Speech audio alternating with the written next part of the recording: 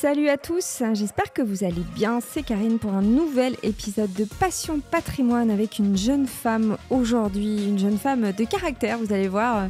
Elle sait faire des mises au point et puis en même temps elle a un parcours qui force le respect quand même parce qu'elle est jeune, elle a 30 ans, elle s'appelle Salomé Dahan-Sfetch et elle est présidente et gérante de Matrimoine Invest. Bonjour Salomé. Bonjour Karine. Ça va, je l'ai bien dit, Sfetch? Oui. Parce que tu m'as repris tout à l'heure, donc je fais attention.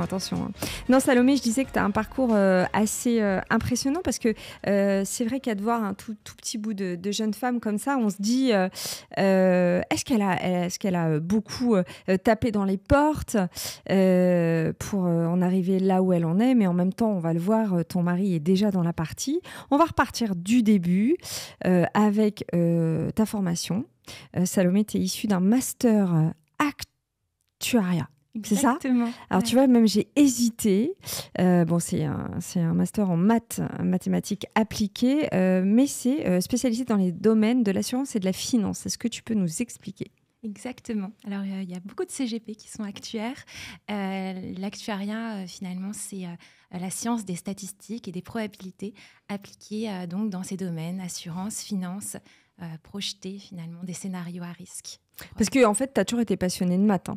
Ah oui, ouais. Au lycée déjà. Oui, même toute petite. Toute petite, ouais, même dans les années 90, 2000, au tout début, ma mère se souvient en CE1, CE2, mes amis m'appelaient pour que je leur explique les exercices de mathématiques qui m'étaient proposés. Donc, c'est quoi qui te plaisait dans les maths? C'est l'aspect pragmatique, rassurant, binaire Bah ouais, ça a toujours été comme un jeu en fait. J'ai vu ça comme un jeu de logique. J'ai été aussi happée par l'absolu parce que finalement, une démonstration mathématique, c'est implacable. Et puis, ça permet vraiment de comprendre les forces qui régissent le monde. Et donc, dans ça, je trouve ça très intéressant. Et voilà, pour moi, je joue en expliquant les mathématiques. J'adore ce domaine. Alors, on n'a pas le sentiment qu'une jeune fille qui adore les maths, passionnée comme ça, comme tu viens de le dire, de cette logique-là, jouait comme toutes les autres avec des poupées Barbie, ou si tu étais une jeune fille... Oui, j'ai toujours eu deux passions. En fait, ouais. je ne peux pas choisir les mathématiques et puis la mode, en fait, l'art. J'ai été baignée dedans depuis que j'étais toute petite, très proche de mes grands-parents qui étaient eux-mêmes... des artistes du côté maternel, ils étaient artisans bijoutiers, et de l'autre côté, ils étaient ébénistes et peintres. Donc, c'est vraiment quelque chose qui m'a portée pendant toute mon enfance. Et donc, voilà, mon expérience, toute la suite de mon histoire, c'est vraiment combiner ces deux-là. Il y a une notion quand même de discipline dans tout ça. Hein. Une notion de travail, de rigueur. Ouais, j'ai toujours voulu un peu me projeter, me donner les moyens, en fait, d'aller au bout de mes rêves. Et je pense que c'est le message aussi que je veux faire passer en tant que conseillère en gestion de patrimoine, c'est que pourquoi on fait les choses et avoir investi, avoir préparé un peu son avenir permet ensuite de choisir et ça donne plus de liberté. Donc c'est vraiment ce message-là que je fais passer à mes... Alors la notion de liberté, on va la voir chez toi, elle est très très forte. Hein. On va pas se le cacher, on a même une mise au point avant de faire l'épisode parce qu'il y a des valeurs qui sont très très présentes chez toi, engagée, féministe aussi. On a beaucoup parlé de ce mot, est-ce qu'on l'utilise ou pas? Mais tu m'as clairement expliqué que pour toi c'était important de l'utiliser parce que c'était quelque chose, un joli mot. Ouais. Mais on va en parler plus tard. On va continuer à dérouler ton parcours. Tu as eu une première expérience qui t'a marqué et qui t'a fait rentrer, j'irais même vraiment, qui t'a fait, oui, c'est ça, comme un coup de foudre avec ta passion à la partie financière. Est-ce que tu peux nous en parler? C'était au sein de la Société Générale, c'est ça? Exactement, oui. En fait, j'étais en stratégie d'investissement sur les contrats d'épargne. Et pour moi, c'était un métier incroyable parce qu'on gérait finalement, suivant des scénarios à risque. Donc, on projetait des remontées des taux qu'on voit aujourd'hui, des scénarios voilà, qui pouvaient se passer. Et puis, on projetait en fait le portefeuille qui comptait à peu près plusieurs milliards d'euros sur des contrats d'assurance vie. Et donc, ça permettait vraiment d'être en lien avec l'actualité et puis d'appliquer toutes ces mathématiques et toutes ces stratégies financières. Donc, C'était un métier vraiment passionnant. On sent déjà là un petit peu ce qui détermine ta passion, en fait, qui n'est pas commune à tout le monde, parce qu'il y a des CGP qui aiment bien se baser sur des choses concrètes, établies, rassurantes. Et toi, en fait, on sent plutôt ton appétence vers, tu l'as dit, hein, tu as employé ces mots, stratégie, projection. Donc on sent qu'il y a chez toi une espèce de besoin d'arborescence ou d'imaginaire qui est plus important que dans la moyenne de tes congénères, en fait. Alors, oui et non. Alors, oui, les mathématiques, ça me porte et j'adore expliquer les mathématiques. Donc, c'est pour ça que dans ma partie de conseil en gestion de patrimoine, la pédagogie pour moi est très importante. Définir les termes, avoir vraiment une approche pour embarquer le client et la cliente sur tout ça, tous ces investissements et dans leurs investissements. Et puis, il y a aussi l'aspect... leur projet, pourquoi ils font les choses, pourquoi ils vont investir. Et donc là, ça permet aussi de les embarquer dans le futur finalement et dans plusieurs des futurs... voir si finalement les investissements qu'ils vont mettre en place vont pouvoir correspondre à leur projet de vie. Première expérience à la Société Générale, on l'a vu. Et deuxième expérience, alors, c'était où ? Alors, dans une maison de luxe, en fait, mon parcours a été donc comme je disais, j'ai 2 passions et j'avais envie de voir autre chose. Et donc, j'ai repris mes études après la Société Générale. C'était un moment important pour moi, de reconnexion. J'ai pu prendre des domaines de sociologie, d'impact aussi sur le développement durable, puisque c'était le sujet de ma thèse de ce master spécialisé. Et puis après, le Covid est arrivé et j'ai pris ce poste aussi en analyse financière. Finalement, les maths sont toujours là, mais cette fois-ci appliquées dans le domaine du luxe. Et donc, j'ai connu vraiment 2 mondes, un monde très masculin et un monde très féminin. Et voilà, donc j'ai pu voir vraiment...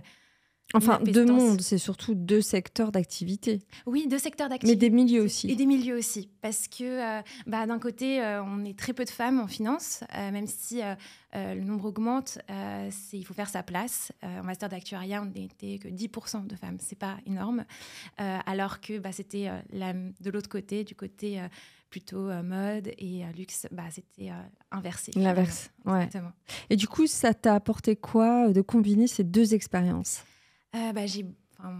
J'ai beaucoup discuté au final sur ces sujets de finance dans cette deuxième partie avec beaucoup de femmes et j'ai senti vraiment un sentiment de peur, d'illégitimité, elles se sentaient pas elles se projetaient pas dans ce milieu-là. C'était un milieu qui était un peu fermé pour elles et donc c'est un peu ça a été un peu la source de mon projet Matrimoine Invest, cette discussion. Alors justement,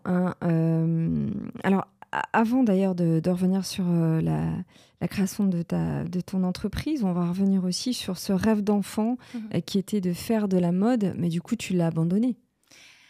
Je ne sais pas si j'ai abandonné un rêve, je pense que j'ai été au bout. J'étais au bout de ce que je voulais faire et puis je me suis rendu compte de certaines valeurs que j'avais envie de promouvoir. Et c'est ça qui m'a fait ensuite tomber dans l'entrepreneuriat et la volonté de me mettre à mon compte en tant que conseillère en gestion de patrimoine, cette envie de faire en fait, parce que je le vois pour moi, mon cabinet, j'ai envie de donner... En fait, l'objectif pour moi, ça va être de donner envie aux femmes d'investir autant qu'elles vont se procurer des produits de beauté ou des choses comme ça. Mon rêve, c'est vraiment de faire finalement de l'investissement quelque chose de cool, quelque chose qui est désirable et qui permet un peu plus de liberté. Donc, Pourquoi ? Parce que tu as le sentiment que les femmes, elles sont un petit peu trop dans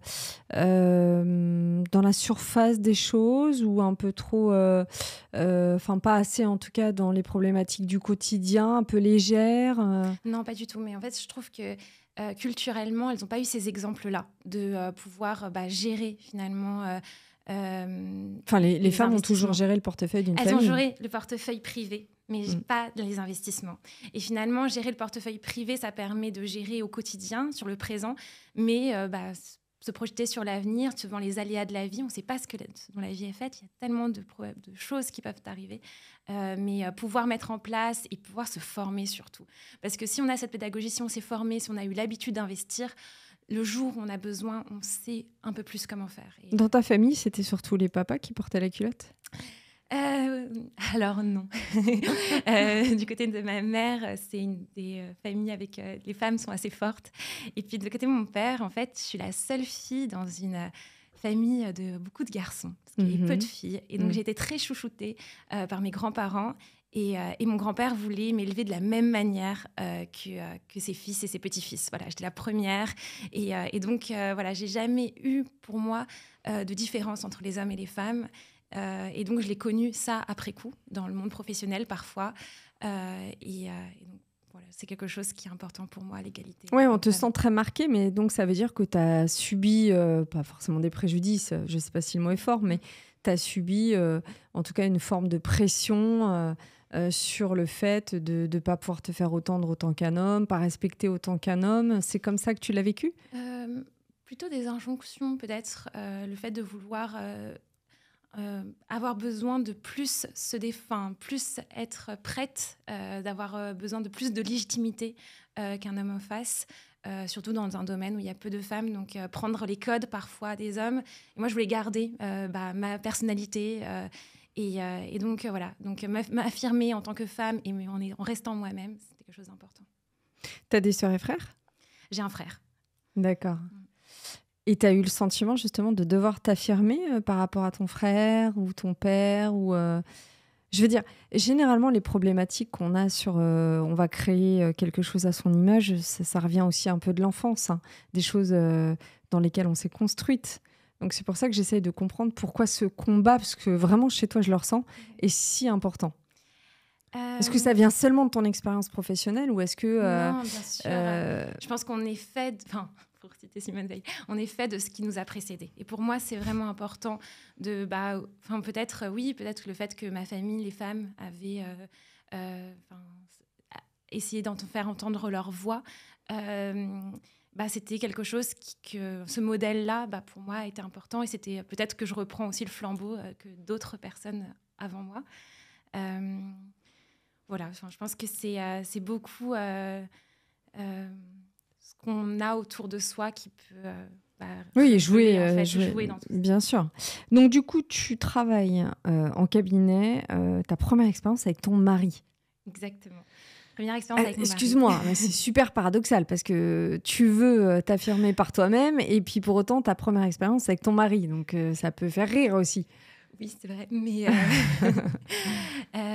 voilà, je montre aussi cet exemple-là, c'est qu'au final, parler de finances dans un couple, c'est important. Et que, voilà, en tout cas, avec mon mari, c'est sur ces sujets-là, il me soutient.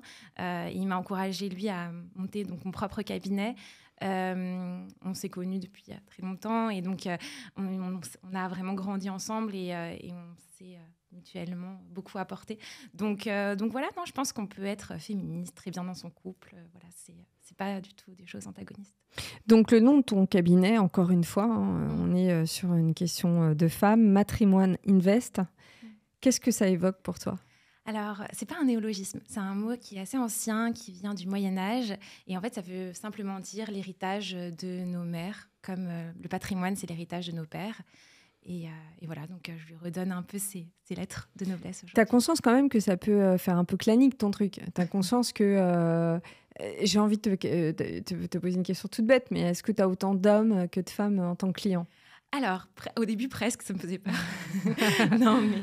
Alors, j'ai beaucoup de couples déjà, donc ça permet d'équilibrer. Et puis, il y a certains hommes qui sont venus me voir et qui m'ont dit que c'était intéressant pour eux, cette approche sur la pédagogie, sur cette volonté de rendre accessible. Voilà, moi, je suis pour sortir du jargon financier, tout définir et tout expliquer. Voilà, c'est un peu ma lettre de fabrique. Donc non, maintenant j'ai 75%. 75% de femmes, voilà. Ok. Donc 2022, tu lances ton cabinet. Oui. C'est-à-dire que tu décroches de ton mari et tu te dis, allez, je me lance. C'est ça ? Exactement. Ouais. Tu te lances parce que tu as déjà des clients que tu as réussi à choper ou tu te lances vraiment from the scratch ? Non, je me lance from the scratch parce que je laisse la clientèle à mon conjoint, c'est normal. et puis donc, j'organise... des événements, en tout cas j'essaye de me faire connaître par rapport à ça. Raconte-nous ces événements alors. Alors c'est des événements femmes d'ambition. L'idée c'est vraiment de réunir des femmes autour de ces sujets d'investissement et ça a beaucoup plu. Il y a eu des femmes de tout âge Et c'était vraiment des moments de partage. Donc là, le dernier événement, c'était plutôt sur le temps d'investir. Le prochain, ça sera sur l'immobilier. Voilà, à chaque fois. Le temps d'investir, c'est-à-dire le bon d'investir. moment, quoi. Voilà, exactement. Okay. Et le timing. Voilà, et comment le temps, en fait, peut jouer aussi, parce qu'il y avait ce time is money, au final, comment le temps, avec les intérêts composés, peut jouer sur son patrimoine futur. Donc, il y avait aussi cette petite démonstration. Donc, ce premier rendez-vous, tu t'en rappelles ou pas? Ta première cliente. D'ailleurs, c'est un homme ou une femme? C'était une femme. Bon. Est-ce que c'est comme la plupart des CGP, tu vas me raconter que c'était une amie qui a été pour te faire plaisir? Eh ben non. Ah, c'est bien. Bon, ouf. Eh ben non, je la connaissais pas, mais elle était venue à cette première conférence. Et puis c'était une connaissance d'une amie proche, mais dont j'ai fait la rencontre lors du premier rendez-vous. Tu te rappelles ta première signature, justement, alors? Bah oui, c'était, c'est toujours un moment incroyable où on se dit, on nous fait confiance et puis on est responsable de ça. Est-ce que c'est une cliente que tu as toujours? Oui, toujours. Ouais. Ça doit être super chouette comme sensation, non? Oui, moi j'ai vraiment envie d'accompagner ce que je dis à mes clients. Je veux les accompagner sur le long terme. L'idée, c'est vraiment du conseiller en gestion de patrimoine. Pour moi, ça va être un peu un coach de vie sur les finances ou celui qui va finalement les accompagner sur les différentes étapes de leur vie. Donc, tu as quitté ton mari professionnellement, je veux dire, professionnellement, en te disant, je vais aller sur la même classe d'actifs que lui, je vais faire totalement différent, je vais tout prendre et puis je vais me spécialiser après. C'était quoi ton état d'esprit? Déjà, quand tu lui as annoncé, j'ai bien compris qu'il n'y a pas de souci entre vous, mais quand tu lui as annoncé, est-ce que tu as senti quand même qu'il était un peu inquiet, hyper enthousiaste? Comment est-ce que vous avez vécu cette séparation professionnelle? Non, il était hyper enthousiaste. Je pense que c'est même lui qui m'a un peu forcé la main, quoi. Il m'a dit, allez, j'avais quelque chose à dire, sur ces égalités hommes-femmes au sein même de l'investissement. C'est un sujet qui me porte. Et donc voilà. Donc non, j'ai reçu beaucoup de soutien. Et puis j'avais envie aussi, de faire aussi mes propres partenariats. Donc j'ai été chercher aussi d'autres partenaires. Pour répondre aussi à certains besoins de certaines clientes qui peuvent se sentir, qui veulent plus investir, par exemple, sur des produits qui ont les mêmes valeurs qu'elles. Donc c'est aussi des points sur lesquels je mets en compétition mes partenaires pour avoir des réponses à redonner à mes clientes à chaque fois. D'accord, donc ce que tu veux dire, c'est que tu essayes déjà, évidemment, en rendez-vous découverte, de bien comprendre les problématiques, les appétences, les valeurs de tes clients-clientes, pour pouvoir ensuite coller au mieux. Mais il y a quand même quelque chose qui me titille, c'est qu'on a le sentiment que pour toi, c'est un vrai problème aujourd'hui, alors que moi, j'ai reçu beaucoup de femmes CGP.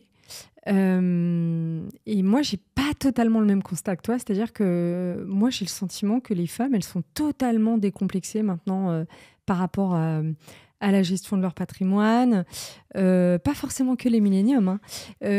Excuse-moi, je te dis, je te livre les choses comme elles sont. Ouais. J'en suis le premier exemple.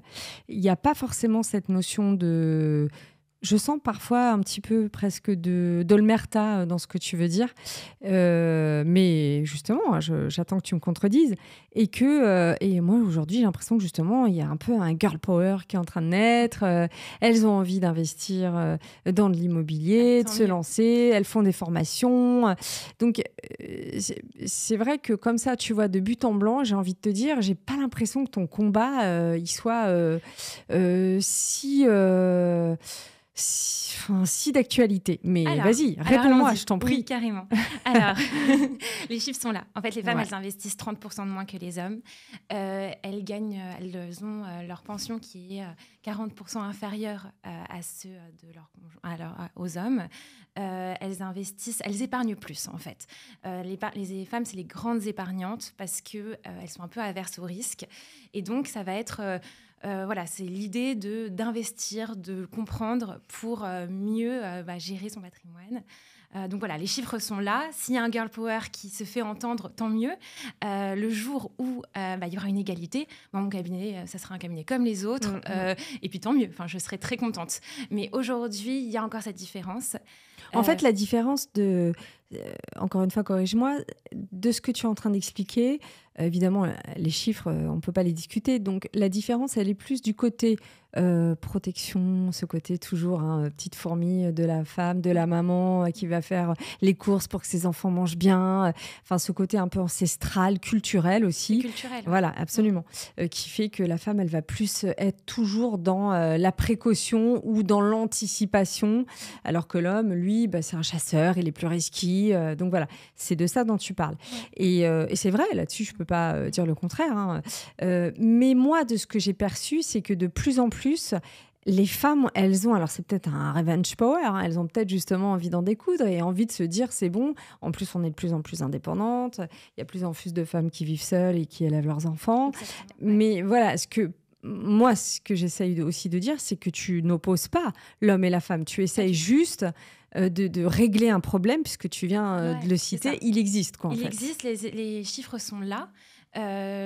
Voilà, une fois que ça sera 50-50, c'est parfait. Mais aujourd'hui, tant que les femmes sont en fait pas assez à l'aise avec ces solutions, avec l'argent, finalement, culturellement, parce que en 1965, la femme a eu le droit d'ouvrir son propre compte bancaire. C'était hier. Enfin, c'est pas si ancien. Et donc, comme on fait ce qu'on voit, finalement, tant qu'il n'y a pas, il faut plus d'exemples, encore plus, jusqu'à arriver à cette égalité. Et puis alors, je tiens à dire, parce que si tu as interviewé beaucoup de CGP femmes, et j'en suis ravie, mais en tout cas, il y a un chiffre qui est intéressant, c'est que en 2021, il y a seulement 1% des personnes interviewées sur des sujets business qui sont des femmes. 1%, c'est rien. Donc voilà, ravie que Passion Patrimoine... C'est vrai que j'ai pas le ratio, j'ai pas la parité, je le reconnais. C'est peut-être aussi parce qu'au départ, moi, j'avais beaucoup plus de contacts d'hommes, mais donc, en gros, je suis en train d'apporter de l'eau à tout moulin.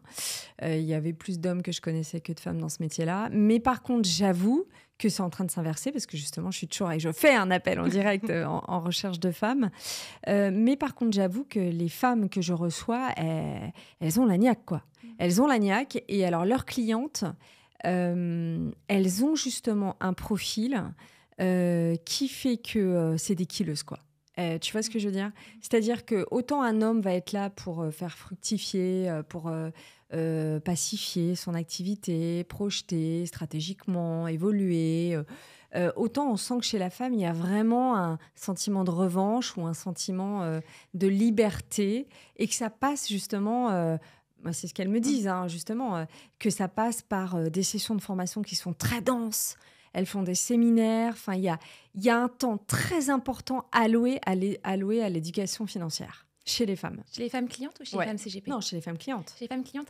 Alors, je mettrai un petit bémol. En fait, pour moi, dans mon approche, j'ai une approche plutôt apaisée de tout ça. En fait, je veux vraiment les accompagner pas à pas. Parce que moi, je suis la théorie des petits pas, ça est très importante. Donc, il y en a certaines qui sont exactement comme tu dis, qui vont, killeuses, allez, on y va, je veux gérer mon argent, apprends-moi, etc. Et puis, il y en a d'autres qui sont plus frileuses. Et ceux-là, je veux les garder, en fait. Je veux leur dire... OK, on va commencer par un petit peu, il n'y a pas de minimum chez moi. Et donc, c'est important que de se dire, on va y aller petit à petit, à votre vitesse. Et puis, plus tard, peut-être ce sera les killeuses de demain, et j'espère. Mais, je comprends. Mais voilà, mon approche, elle est vraiment pour s'adapter à chaque client. Est-ce que tu sens qu'il y a plus des classes d'actifs féminins, en quelque sorte, ou en tout cas sur lesquels les femmes vont plus souvent ou plus allègrement que les hommes ? Non, je n'ai pas encore vu ça. Pour l'immobilier, non. Pas forcément. Pas forcément. Une fois qu'elles comprennent aussi les placements financiers, finalement, dans les conseils en gestion de patrimoine, il y a placement financier, immobilier et puis tout ce qui est fiscal. Le tout, c'est de combiner ces trois grandes catégories pour mettre en place les bonnes pratiques pour faire fructifier son épargne. En tout cas, moi, je mets vraiment en avant les trois et je pense qu'après mes explications, elles choisissent souvent au sein des trois catégories. Donc, du coup, toi, quand tu te lances en 2022, tu te lances sur quel choix, quelle classe d'actifs ? Sur les trois. Pour le coup, c'est vraiment sur les 3. C'est vrai que j'ai cette appétence pour les placements financiers puisque c'était mon métier de base. Mais je continue à me former en fiscalité. C'est un sujet passionnant et je pense que c'est intéressant d'avoir les bons placements, les bons produits fiscaux qui correspondent aux bonnes personnes. Et puis, sur l'immobilier, le levier de l'immobilier, du crédit immobilier, c'est un levier très important pour se créer du patrimoine sur le long terme. Donc voilà, c'est un sujet que je mets aussi en avant. Comment tu décrirais ta singularité, hormis le côté justement engagé?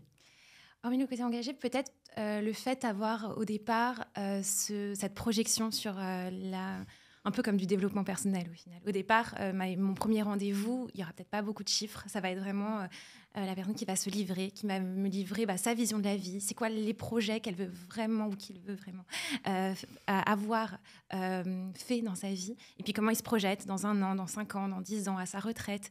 Et ça permet de parler et de se livrer, et de se projeter. Et quand c'est un couple, c'est hyper intéressant parce que parfois, on arrive à des moments où ils se disent des choses qui ne se sont jamais dites. Oui, bien sûr, j'imagine. C'est intéressant. Du coup, c'est ce côté un peu coaching privé, en quelque sorte, qui t'intéresse, développement personnel, tu l'as très bien dit.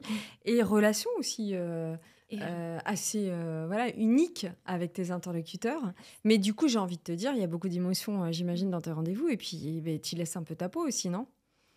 Non, c'est ce que j'aime. Je suis d'une famille, on a parlé de mes grands-parents, mais mes parents, ils sont dans le domaine médical. Et donc, je pense que j'ai toujours dit, je ne ferai pas médecin. Et au final, j'ai l'impression que... je ne sais pas, je pense que je voyais beaucoup de maladies, j'avais envie de parler de choses positives aussi. Et puis, au final, j'ai l'impression d'être aussi dans cette... prendre soin, non pas ici de la santé, mais de la santé financière. Donc, c'est autre chose, mais ça permet aussi d'avoir ce moment intime avec les clients. Aujourd'hui, tu as combien de clients, à peu près, grosso modo ? Aujourd'hui, j'en ai une 30. Parce que ton cabinet est récent quand même. Hein ? Tout récent. Tout récent. Donc en 1 an, c'est ça ? Ouais, 1 an, 30 clients. Voilà. Mais 30 clients parce que tu as prospecté ? T'as acheté un... Non, pas du tout. C'est les événements. C'est les événements, le bouche à oreille. Ça, c'est incroyable quand ça marche bien. Ça veut dire que les clients sont contents et ça donne beaucoup de satisfaction. Et puis aussi un peu les réseaux que je commence à... Alors justement, vas-y, parle-nous de ta communication. T'es présente sur quoi et comment justement tu gères ta communication ? Parce que t'es toute seule dans ta boîte ou t'as commencé à recruter là ? Non, pour l'instant, je suis toute seule. Donc, c'est intéressant pour les gens qui nous écoutent. Ouais. Parce qu'il y en a beaucoup, je pense, qui sont dans ta situation. 1 an, je crois que c'est les 2-3 premières années les plus dures. T'es rentable pour l'instant ? Tu commences. Oui. Ouais, voilà, tu commences à être rentable. Et du coup, t'as sauvé les murs en quelque sorte. Là, maintenant, il faut que tu penses à la deuxième phase qui est recruter, développer. Exactement, une fois que tes fondations elles sont solides. Est-ce que tu es consciente que tu es arrivée à ce niveau-là ou est-ce que tu es toujours un peu en stress ou Non, je pense que je suis consciente. Là, j'ai mis plein de choses en place pour avoir donc un site internet, recruter un stagiaire. Donc voilà, je pense que je suis sur la lancée de me développer. L'idée, c'est d'être plus présente aussi sur les réseaux parce que je pense que c'est là aussi où on peut capter une autre clientèle qui n'est pas intéressée au départ par ces sujets, mais qui peut petit à petit s'y intéresser. Quand on est jeune comme toi, jeune en âge, tu as 30 ans, mais aussi jeune surtout dans son entreprise, je dirais pas forcément dans le métier, mais en tout cas en tant que chef d'entreprise, qu'est-ce qu'on lit ? Sur quoi on s'appuie ? Qu'est-ce qui nous inspire ? Qu'est-ce qui nous inspire ? J'ai un livre de chevet. C'est les livres de Gisèle Halimi, Une farouche liberté. Pour moi, elle dit dedans que une femme se doit d'être indépendante financièrement. Et je pense que c'est le conseil qu'elle donne aux générations d'aujourd'hui. Donc, est-ce que tu sais pourquoi elle dit ça ? Pourquoi elle dit ça ? Parce qu'elle a été cette avocate et de droit des femmes et elle a vu pas mal de choses et elle se dit que voilà, tout ce qui a été mis en place aujourd'hui... c'est pas suffisant. C'est pas suffisant, ouais. Il y a un côté très idéaliste chez toi, Salomé. Hein. Tu t'en rends compte ? On pourrait presque dire que c'est de la naïveté parce que t'es toute jeune. mais c'est sans compter la passion qui t'anime et on sent que c'est très important pour toi en fait, que tu parles pas de choses auxquelles tu crois pas. Et puis pour les auditeurs qui aiment bien un petit peu ce que je leur raconte en off, c'est vrai que on n'était pas d'accord au début de parler tant que ça de ton engagement, parce que moi j'ai eu peur que ça mette ton émission dans un carcan ou même te fasse pas des ennemis, mais en tout cas des gens qui se disent c'est bon, encore une féministe, je zappe. Mais en fait c'est tellement important pour toi et c'est tellement pas dans le mauvais côté de la chose qu'en fait on a envie de comprendre d'où ça vient et pourquoi c'est si important pour toi. Ça, c'est vraiment un truc... Alors, on en a beaucoup parlé pendant le Covid, des violences faites aux femmes. Et alors, j'avais été formée par une association sur accueillir les personnes qui ont eu des cas de violence au sein de leur foyer. Et on voyait que dans les violences physiques, on a parlé des violences psychologiques, mais il y a aussi les violences économiques. Et les violences économiques, c'est un sujet très important puisque finalement, c'est la liberté. Souvent, on dit aux femmes pourquoi elles restent dans ces foyers. C'est parce qu'elles n'ont pas cette liberté de partir. Et voilà, donc moi, je suis aussi engagée en tant qu'écoutante dans une association, un numéro d'écoute. Et voilà, donc non, c'est peut-être pas de la naïveté, peut-être de l'idéalisme, une envie en tout cas de faire ma part, comme un petit le colibri d'une fable amérindienne qui dit que voilà, je fais ma part et je veux en fait porter ce message à ceux qui l'écoutent. Oui, mais alors du coup, j'ai envie de te poser la question, est-ce que dans les classes d'actifs que tu choisis, je sais pas, je dis une bêtise, un private equity qui serait plus pas sur des problématiques ISR ou ESG du coup, mais si, pourquoi pas, parce qu'il y a cette problématique sociale sociétale. Exactement. Voilà. Mais donc du coup, est-ce que quand tu regardes les produits que tu vas conseiller ou les fonds vers lesquels tu te diriges, tu as toujours en tête cette petite musique de te dire ça doit répondre à cet engagement, à ces valeurs, ou quand même, parce que ça peut être un peu, au bout d'un moment, sclérosant, quoi. Exactement. Alors, non, il faut faire la part des choses. L'idée, c'est aussi de trouver des produits qui correspondent au projet de vie de mes clients et mes clientes, en termes de rentabilité, en termes de projection dans le temps, etc. Maintenant, c'est vrai que c'est pour ça que je demande les valeurs, pour essayer de m'adapter aussi au mieux. Quelqu'un qui va me dire qu'il est très porté sur l'écologie, je vais mettre en avant ces valeurs-là dans les produits que je propose. D'autres personnes qui vont être très portées aussi sur le côté solidaire, social, ça sera aussi d'autres classes d'actifs, ou parfois les mêmes, ça dépend lesquelles. Mais voilà, en tout cas, c'est des choses que je regarde quand j'étudie les produits. Maintenant, je me ferme. Enfin, voilà, j'essaye en tout cas d'être au plus proche de mes clients. C'est aussi leur stratégie, leurs objectifs qui sont importants, au-delà de mes valeurs. Ouais, l'objectif de vie, tu l'as souvent dit, c'est quelque chose qui est important pour toi, mais en même temps, c'est normal, tu es toute jeune, donc j'imagine que tu t'en fixes aussi. Tu te vois dans 5 ans comment ? D'avoir développé Matrimoine Invest. T'as envie d'industrialiser le truc quand même. T'as pas envie de rester à taille humaine. Si. 5-6 ou carrément tu te vois 15-20 ? Je sais pas. Tu sais pas encore. Je sais pas encore. L'idée, c'est vraiment, en tout cas, de faire entendre cette voix. Et s'il y a des femmes qui se reconnaissent dans ce propos et qui veulent aussi défendre tout ça. Donc voilà, j'ai déjà eu des propositions pour agrandir. Donc, à voir où cela me mène. Mais en tout cas, oui, je suis ambitieuse. Et c'est pour ça aussi que j'ai appelé mes soirées Femmes d'ambition. C'est que c'est important de fixer des objectifs. C'est important d'avoir de l'ambition. C'est ce qui permet de se lever aussi le matin et d'avoir cette niaque d'avancer. Alors, si on veut aller à une de tes soirées, comment on fait ? C'est quoi déjà la fréquence ? Alors, c'est tous les mois. Et c'est mois et demi, ça dépend des dates. Et il faut regarder sur Instagram et LinkedIn. En tout cas, voilà. Et bientôt, le site internet qui va sortir. Et donc, tu as un thème par soirée Un thème par soirée. Un thème par soirée. Tu as des invités, des guests qui viennent et on va venir poser les sujets. Parfois, on n'a pas tous les mêmes avis, mais c'est intéressant d'avoir un débat. Donc, c'est un débat. Voilà, c'est ça. Et créer le débat, en tout cas. Et il y a beaucoup d'interactions avec le public aussi. Donc, ça, c'est aussi intéressant, je trouve. Mais toi qui as tellement envie d'entendre, mais aussi de te faire entendre, pourquoi tu ne fais pas des formations ? Je fais des formations avec mes clientes. Oui, mais je veux dire des formations un peu comme ça, tu vois, que tu lances, que ce soit en ligne ou à plusieurs, tu vois, de faire grossir un petit peu le truc et d'avoir une sorte de mouvement d'émulation aussi. C'est un bon conseil. Moi, je suis sûre que tu y as pensé. Oui. J'imagine que c'est un peu dans tes projets aussi de dire, de lancer soit des formations, soit des sessions type un peu séminaire, parce qu'il y a quelque chose de l'ordre de la convivialité, mais aussi de la confrérie. Enfin, je veux dire, sans effet négatif du mot, mais en tout cas, on se serre la main. Et donc, je comprends que tu le fasses en aparté, en rendez-vous. Mais du coup, c'est aussi agréable de voir plusieurs personnes apprendre en même temps, quoi, non ? Oui, c'est ça. C'est les moments d'échange. Souvent, dans ces soirées, on va parler d'un sujet. Et puis finalement, à la fin, ce qui est intéressant aussi, c'est le débat que peuvent produire les sujets abordés auprès des personnes qui sont venues, des participantes. Et ils participent à ça. Oui, non, c'est sûr que c'est un domaine sur lequel je voudrais aussi continuer. Avec du recul, tu n'en as pas tant que ça sera ma dernière question, Salomé. C'est quoi ta plus belle réussite jusqu'à aujourd'hui et la chose qu'avec du recul, tu n'aurais pas dû faire professionnellement? Professionnellement, plus belle réussite. Alors, professionnellement. Donc, plus belle réussite, d'avoir monté mon cabinet, on va dire. Je pense que c'était... j'ai beaucoup hésité et donc je suis contente de l'avoir fait parce qu'avec du recul, ça me rend heureuse aujourd'hui.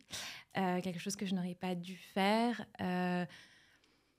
Non, mais oui, pas forcément quelque chose que tu n'aurais pas dû faire, quelque chose qui n'a pas marché, que tu as lancé. Tu vois ce que je veux dire? Dans ton aventure entrepreneuriale. Je pense que je n'avais pas estimé, parce que c'est vrai que j'avais des réseaux sociaux personnels, et je n'avais pas estimé le travail que c'était de gérer de façon professionnelle son réseau social. Et c'est pour ça aussi que je souhaite me faire aider là-dessus. Ouais, tu veux déléguer, quoi. En tout cas, accompagner, parce que je veux garder ma marque de fabrique et garder aussi l'image de marque, parce que l'image est quelque chose d'important de nos jours. Mais oui, je pense que c'est un point sur lequel je n'avais pas estimé la charge de travail, en tout cas. En tout cas, même la récurrence et la fréquence. Oui, c'est ça. Aujourd'hui, il faut être présente. C'était Salomé Dahan-Svedj à mon micro, la présidente et la gérante de Matrimoine Invest. Merci Salomé pour cet échange tout en pudeur, mais aussi on parlait vrai. Merci Karine. Bonne chance à toi pour ton cabinet. Je croise les doigts pour que... tu as 30 clients en un an, je pense que tu tiens le bon bout. Hein. Merci beaucoup.